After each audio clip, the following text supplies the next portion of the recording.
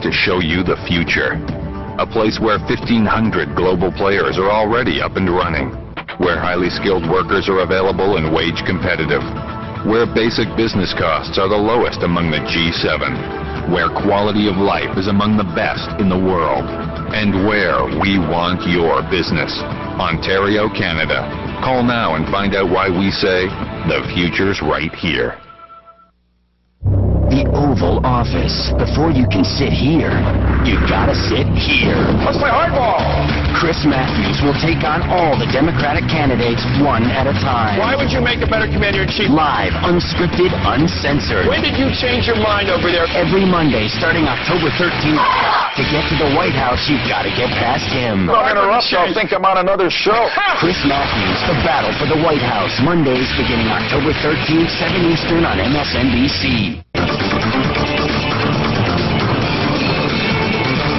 Also coming up tonight, weapon hunters in Iraq are still searching for weapons of mass destruction. Has the search been more successful than people are willing to admit or even report about? We'll debate that. And later, Rush Limbaugh still under fire for remarks made on ESPN. But is this all much ado about nothing? But first, the countdown is on for the California gubernatorial candidates. Joining us now with the latest Green Party candidate, Peter Cameo. Peter, you're not doing so well, Peter. You're at 3% in the polls. Why? You don't have a chance of winning. Why are you standing?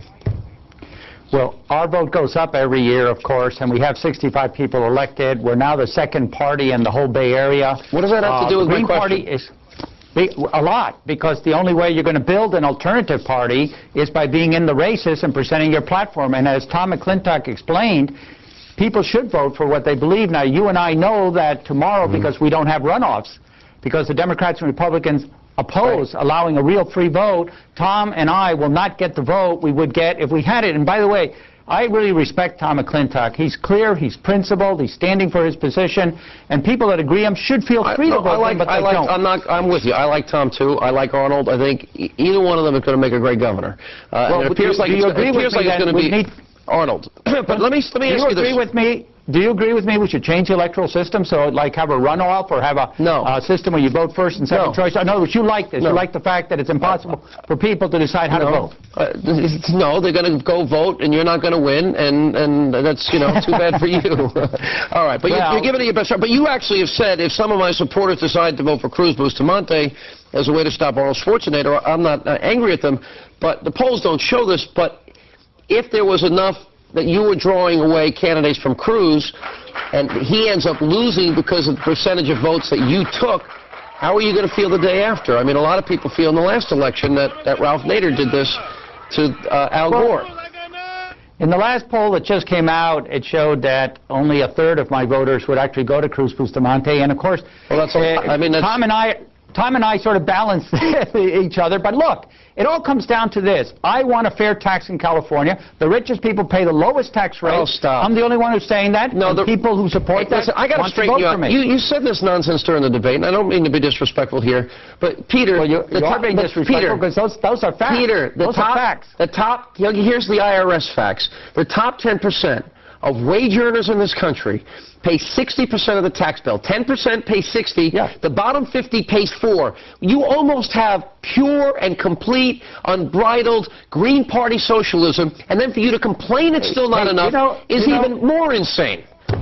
But look, let's be fair and talk the same facts. I said the rate that they pay is less. They pay 7.2%. But they're paying the overwhelming majority. So you agree with that? Stop picking on them. It's not your money. Every time I'm on this program, you defend the concept that rich people should pay a lower tax rate. You and I disagree. Because the top 10% pay 60% of the bill, and it's not enough for liberals like you. You feel you have the right to pick people's pockets and redistribute money, and we all know that is the single most destructive thing we can do towards a capitalist system and incentive in society. All right. When you finish your speech, let me just say something. The richest 1% in California. The richest 1% in California have more income than 75% of the people. Of course they. It's not your money. You're absolutely right. The fact of the matter is, not only the Bush tax cuts, but in California, the rich pay they get a disproportionate amount of the cuts, disproportionate to what they contribute to the economy. The top 1% of wage earners in California pay a smaller share of their income to state and local taxes than the lower income taxpayers do, and that's what you're talking about. It's proportionality. Absolutely. That's right, fairness. And there's a progressive tax. There are regressive taxes like sales taxes and other taxes, right. Social Security taxes. Those are regressive because they disproportionately affect those who can least afford to pay. Here's the wonderful thing about my proposal. It would end the cutbacks in education, means we could have a balanced budget, we could take on the challenges of developing affordable housing, renewable energy. These are the things California needs. The problem is you're not going to get elected. You know, Tom has... I just want to say, I think you're one of the true winners here because you got the Green Party platform out of the debate. You've done shows like this. You're not going to win the governorship, but you advance at least the image or at least the philosophies of your party. Isn't that the goal? That is absolutely the goal. 50% of the candidates we run win the elections. We're gaining many, many positions throughout California, and we're a new alternative. We're having a race to the bottom in this campaign. You know, the Democrats have created a terrible disaster in California. The Republicans are creating the worst deficit ever in Washington. And you have Arnold and Davis, two people that attack women according to each other.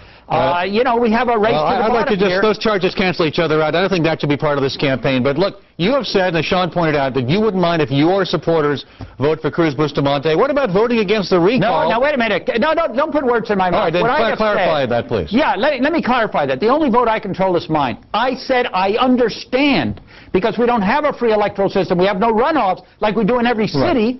We don't have it statewide, so I can understand if someone makes that decision. I'm not angry at them. I urge people to vote green. I always have, and I am now. Would you be angry with them if they said, we don't like the recall, we prefer to keep Gray Davis, we prefer to keep a Democrat who's already been elected, and we don't like the recall?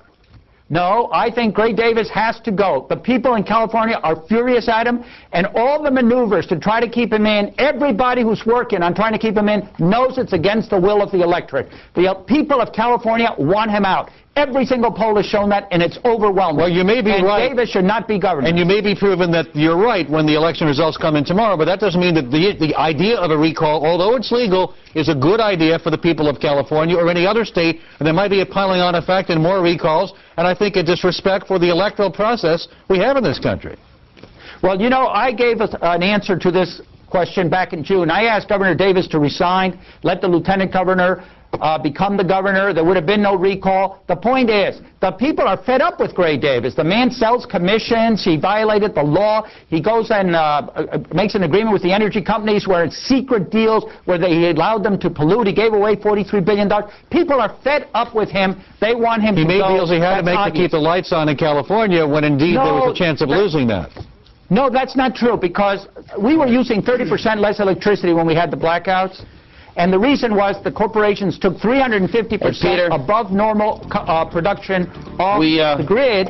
That's what created the shortages. Peter, I don't think you're going to get 3%. That's my guess. I don't think. But we're going to call it the Green Socialist Party from now on, Peter, You want to make a little bet on that? Would you like to make a dinner bet? I'll bet you a dinner bet. You don't get above 3%. Okay, it's a dinner bet between you and me, okay? You'll have me back on it. We find more weapons of mass destruction and evidence suggesting such. We'll talk with an expert, and also Rush Limbaugh. Is he still in hot water, or is he being... We knew our Bissell Pro heat was gifted. But out cleaning every other deep cleaner in his class? We're extremely proud. That built-in heater of his, just precious. In fact, he's the only upright deep cleaner in the neighborhood who has one, and 6 rows of bristles. Our other kids don't even have bristles. Bissell, we mean clean. We try not to play favorites. But I mean... It still says transmission complete, but that's not true because the paper won't go into the machine. It's not being fed. FedEx delivery for you. Just toss it on my desk. You got it. Yes, I'm pressing receipt now. Pressing receipt, nothing's happening. It's flashing A7. No, I do not know what that means. If I knew what it meant, do you think I'd be calling you right now? FedEx Freight. Owner's menu. Now along with Express and Ground. Fast, reliable service. With a money-back guarantee. Relax, it's FedEx. There's a place where the air is fresh, the wind is cool, and the curves are exciting, where all convertibles are turbocharged, and the sun has a very hard time keeping up. The all-new Saab 9-3 convertible. This is the state of independence, and here, convertibles deliver more than just a great view. Welcome. Visit your Saab dealer today. Mind if I sit down? Oh, are you looking at my outfit? I know, isn't it great? You know what else I got? Look at this. I have 2 words for you. Bargain. What does it say to you? Fun, flirty, sexy. You know what it said to me? Buy me. To die for? If you haven't heard, the Burlington Coat Factory has famous label women's wear for less than department store sale prices. What do you think? Chances are you will. You're speechless? Burlington Coat Factory. It's more than great coats. Oh, I think I got shopper's elbow. Can you hear that click?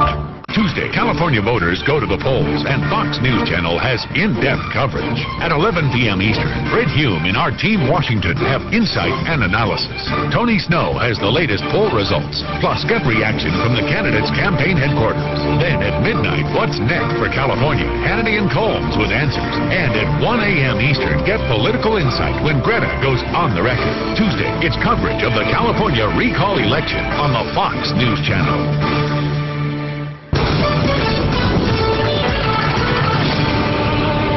Good evening, everyone. I'm Paige Hopkins. About 1/10 of White House staffers have already turned over documents to Justice Department investigators. They're looking into who revealed a CIA officer's identity. That deadline is tomorrow. White House Press Secretary Scott McClellan says if anyone in the administration is responsible for that leak, well, that person will be fired. Iraq is going mobile. The country has made deals with 3 Middle Eastern companies to provide wireless phone service. The nation's communication minister says it could be up and running within weeks. The technological advance is expected to increase security and bring hundreds of millions of dollars of foreign investment into the country. Roy Horn of Siegfried & Roy is in critical but stable condition after being mauled by a tiger during the duo's show in Las Vegas. There was a candlelight vigil for Horn on Sunday. Doctors say he's been able to move his hands and feet. In the meantime, the Siegfried & Roy show has been closed indefinitely. Its employees are looking for work. The show generated about $44 million a year. Forecasters say they're no longer worried that 2 tropical storms could collide near the tip of Baja California. Olaf was downgraded from hurricane status tonight, but forecasters still predict serious flooding. Tropical storm Nora is moving eastward toward the Gulf of California, but it's likely to dissipate before reaching land. More news in a half hour. Hannity and Combs continues right now. That's here on the network America Trusts, Fox.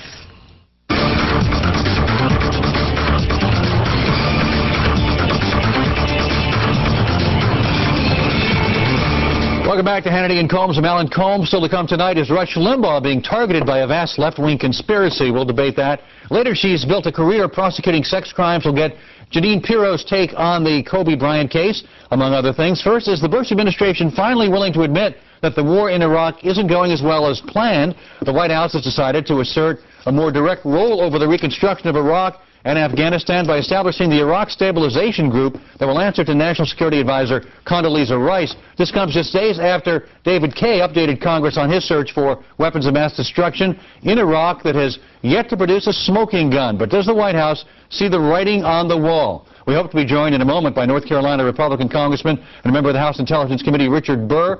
And we are joined now by the delegate to the District of Columbia, Democrat Eleanor Holmes Norton. Good to have you with us, Ms. Norton. My pleasure.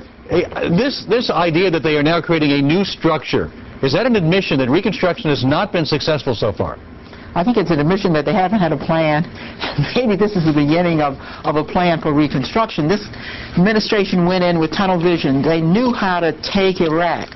They clearly didn't know how to build the peace, and it looks like they're just beginning to build the peace 6 months later. Let me go to, we do now have North Carolina Republican Congressman, member of the House Intelligence Committee, Richard Burr. We're glad we could get you up and running there, Congressman. Let me ask you the same question I asked Ms. Norton. Is this not an admission that what they've done so far hasn't worked? They really had to get their act together.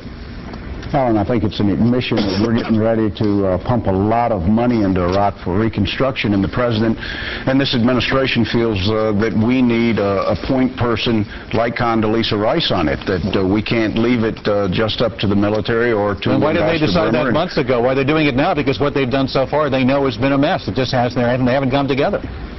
Well, in fact, we haven't been in a position that we could make the investment that we're currently making.